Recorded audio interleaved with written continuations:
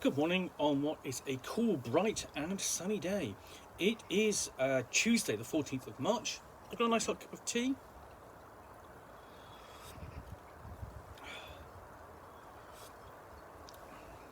And a parcel to unbox. So let's get this one open. See where I am.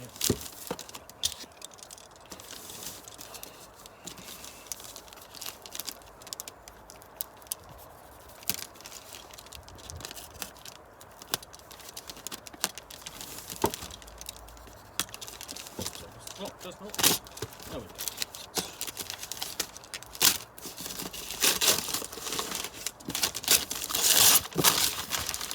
Being a bit unsubtle here, just quicker. And what I've got is this, okay, which does not contain shoes. I can assure you, I have not ordered a box of shoes to unbox. So.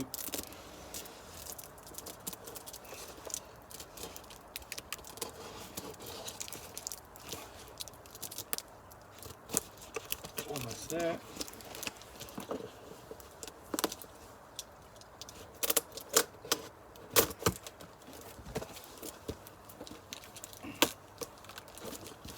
Just quite want to. There we go. And inside, yep, okay. Layers and layers of bubble wrap.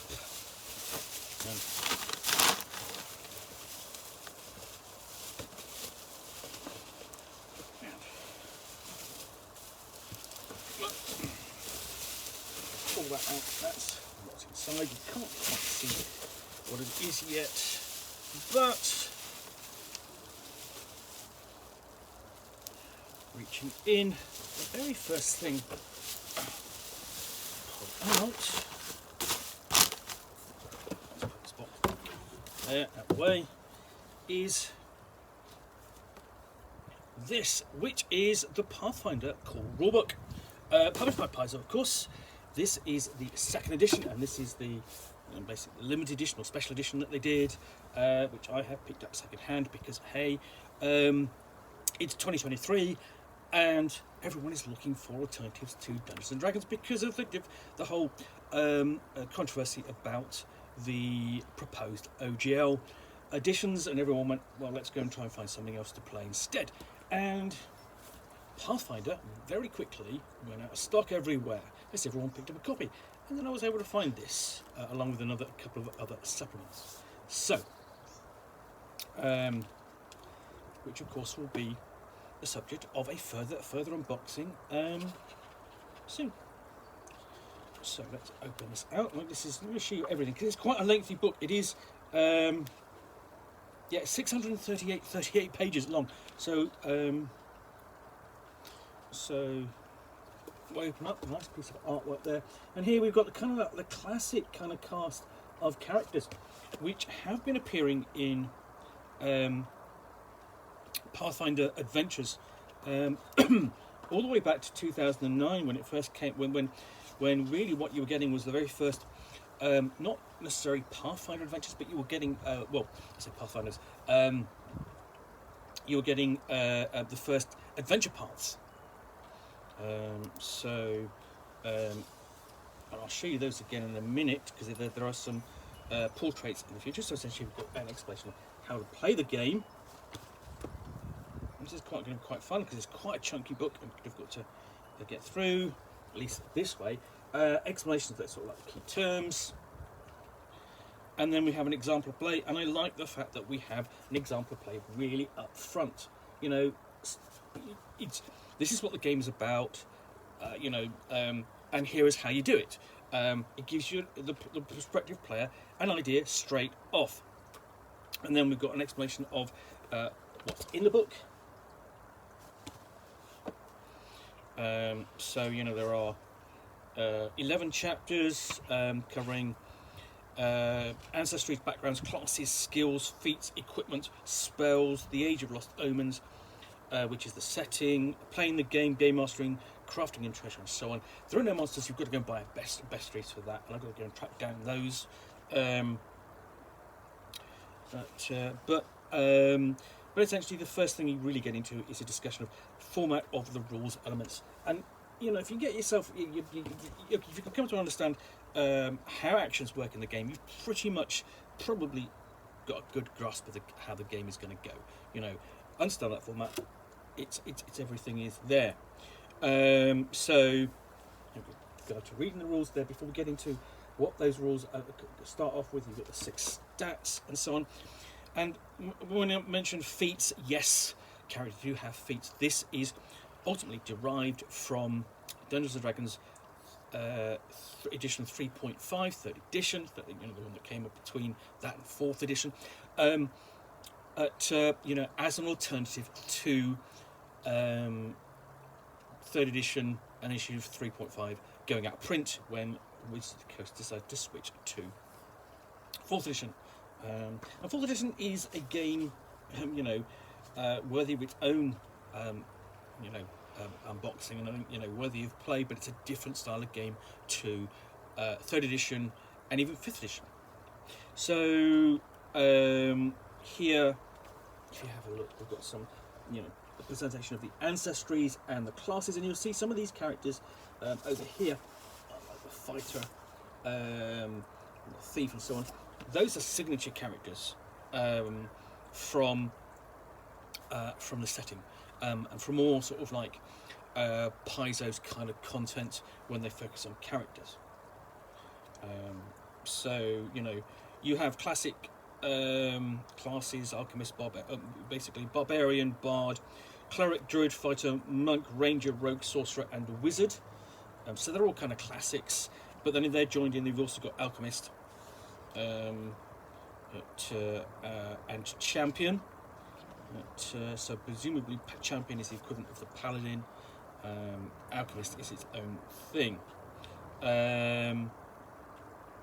And so here we go through step by step. I've got the rule book. So this is going to take a while because I don't want to show you everything. So essentially, step by step, cleanly presented, clear to read. Just takes you through the process, and then having done that, shows you how it's done with an example character. And then we get into ancestries and backgrounds, which begin to explain, what kind of species you're from, where you're from in terms of your history and so on.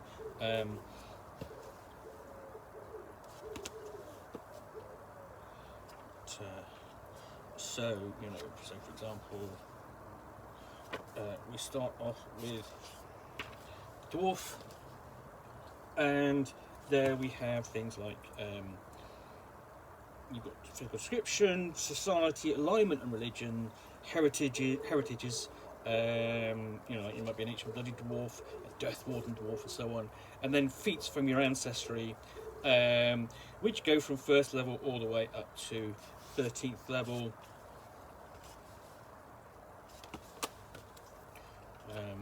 And that's going to do the same for the different ancestries. So elf,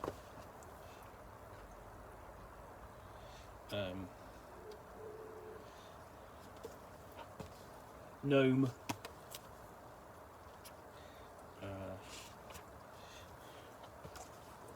goblin, halfling, and so on. So you've got a couple of diminutive species in here. You've got humans, and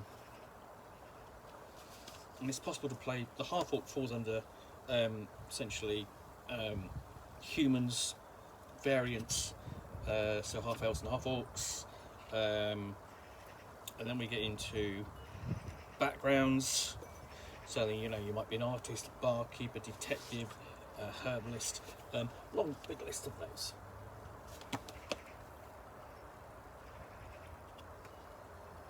And then classes. And let's do basically the same for this. And then you've got a guide to picking classes and then taking your initial proficiencies and how to do it. And then This is followed by, we've got an overview of those, and then some, here's what they're like. It's just a quick introduction before we look at them in full detail on the reference page. So if you want to go to Monk, you go to page 154. And so this full section, this is this is just chapter 3.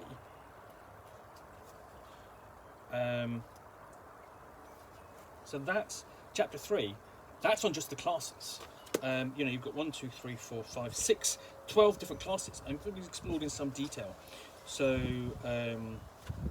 this is just, you start off with the alchemist, and the sort of like the presentation of them, sort of like, it's the kind of the archetypal alchemist is the goblin. But you've got variants and ideas, so you might go with the Chirurgian, the healer alchemist. What's we got in here? The bomber, flying around and vials of explosives. The mutagenist, who is changing, using the alchemy powers to change herself and others. So those are sort of like, variants within the alchemist. And then if we move on to the barbarian, so we've got a classic barbarian, big foot, big sword, furs, and the variations here.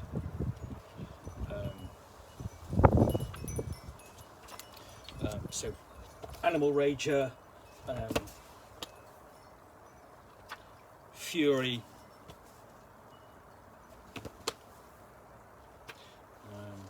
so there's another one in there, must be because they've been doing them in 3s. It just seems to have 2 there, I can see.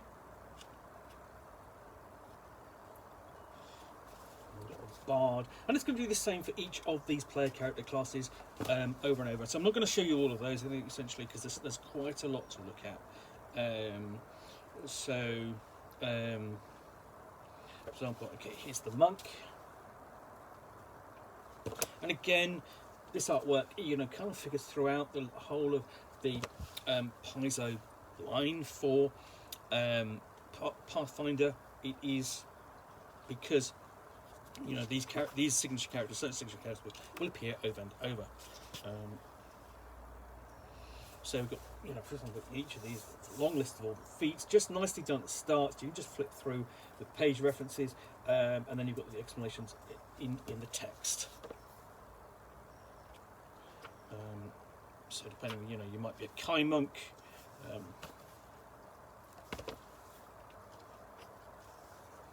Crane monk, and so on.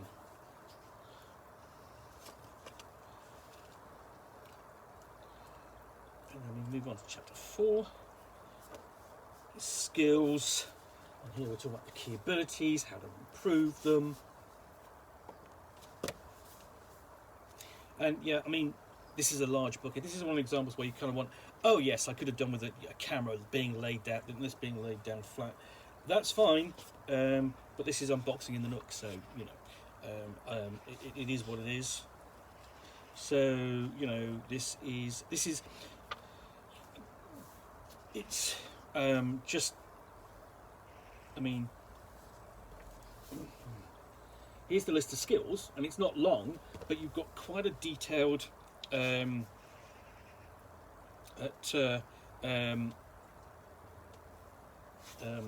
list, examination of what they can do, whether or not how you can earn income, identify magic, learn a spell, recall knowledge, and so on.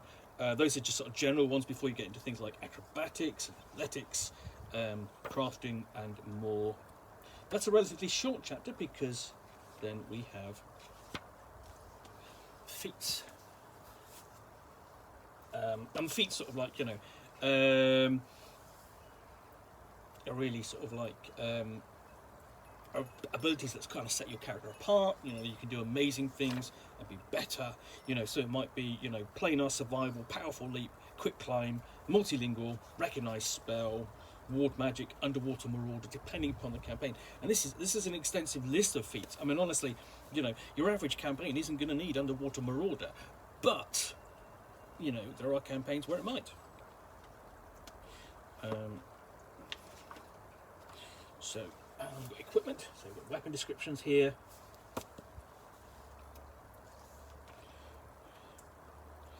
And then we get into spells, because you've got several different classes, spell casting classes in the game. So it does deal with things like magical schools, abjuration, conjuration, divination, and more. These are inspired by magical traditions, so they can be arcane, divine, occult, and primal. So you can delve quite deeply into this. You can add a lot of detail and how they work. And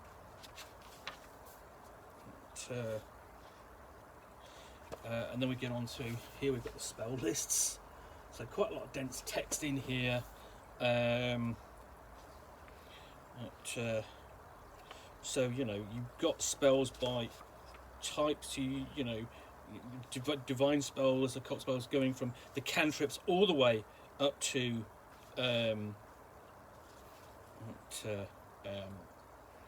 10th level. So you've just got lists, and then you've got these sort of like the spells explanations following. So yeah, again, that's just an idea of how big a chapter. So that's chapter 7. So just flick through there.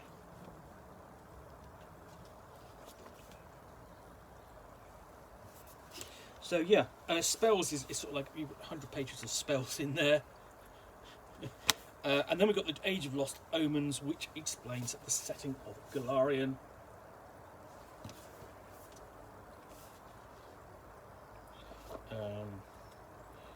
And the various locations. Just an illustration and a quick overview. And there are more source books on all of these subjects. So there's a source book called Golarion, the different various lands, and various other aspects of the game line. So yeah, and then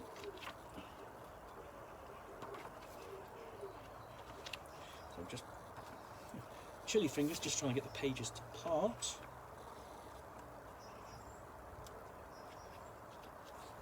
So just talking about different cultures, backgrounds on this. So you can sometimes enables to sort of like you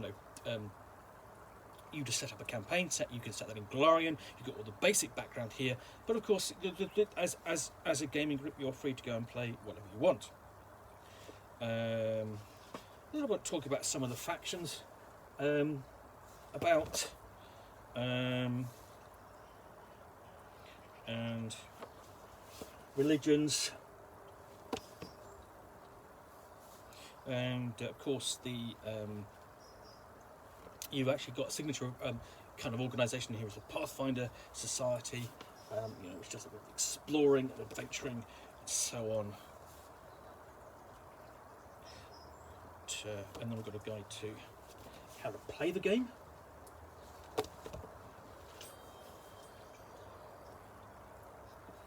Just a general, here are the general rules. Here's the overview of how it works. So that includes conditions, damage, duration. So we've got a full list of conditions there.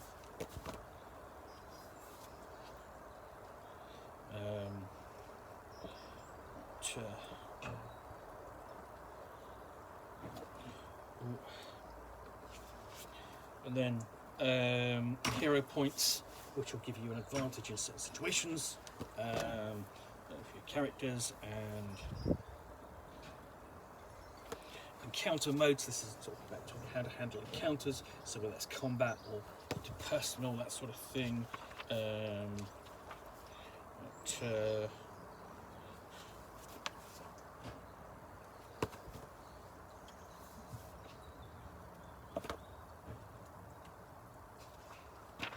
And then when we get into combat, we've got things like, triggering moves, counting movement, and examples, showing you how it's done with these handy little examples. Not just showing you with a little bit maps, so how to handle cover, how to flank, essentially how they work in the game.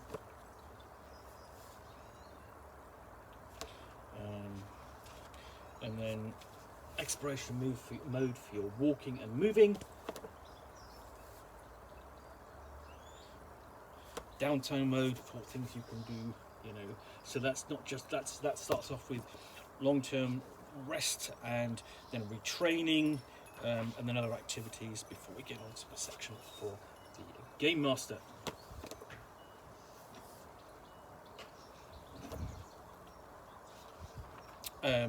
So this is a guide to how to run the game.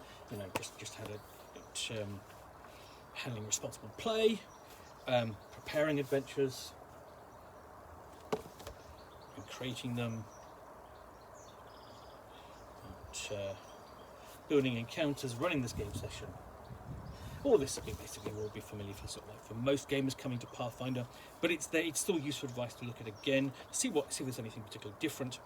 And there is a discussion of how to start the session, running the session, how to handle things like off-session gaming or adjudicating the rules.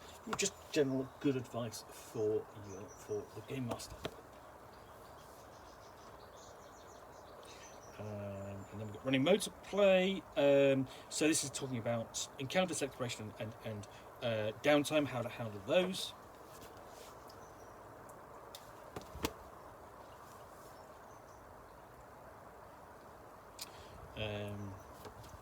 This is just more general advice throughout.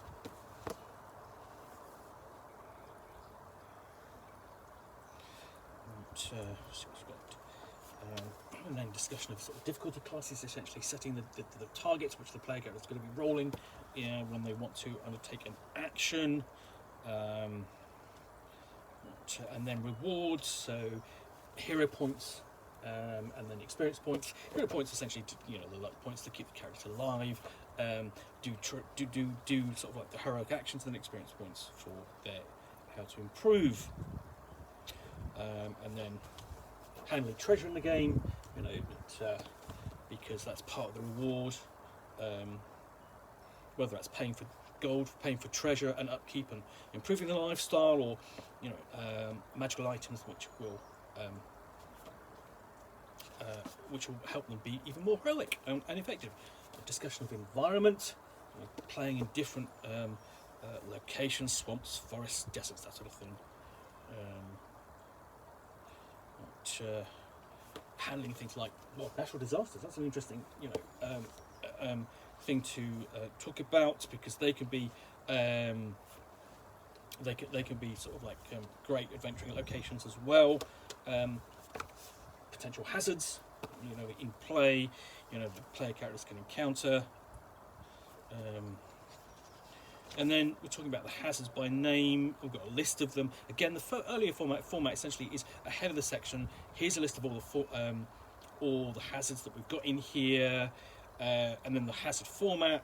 And so, simple hazards might be a slamming door, poisoned lock, scythe blades, classic kind of traps in this style of play.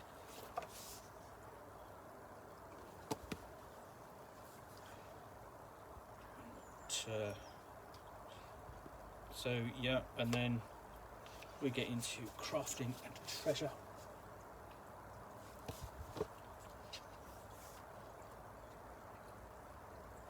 And again, you've got this kind of like item name, the format, explaining the format before we get into listing individual items and how they work, and big treasure tables.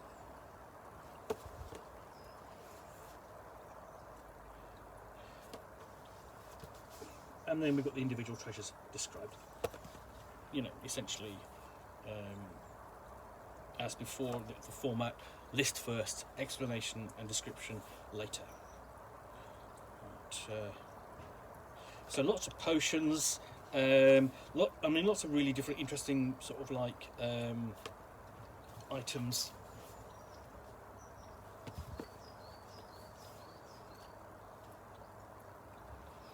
And then we've got rules for crafting. So if you've got a character who's interested in creating his or her own items, there are rules there too.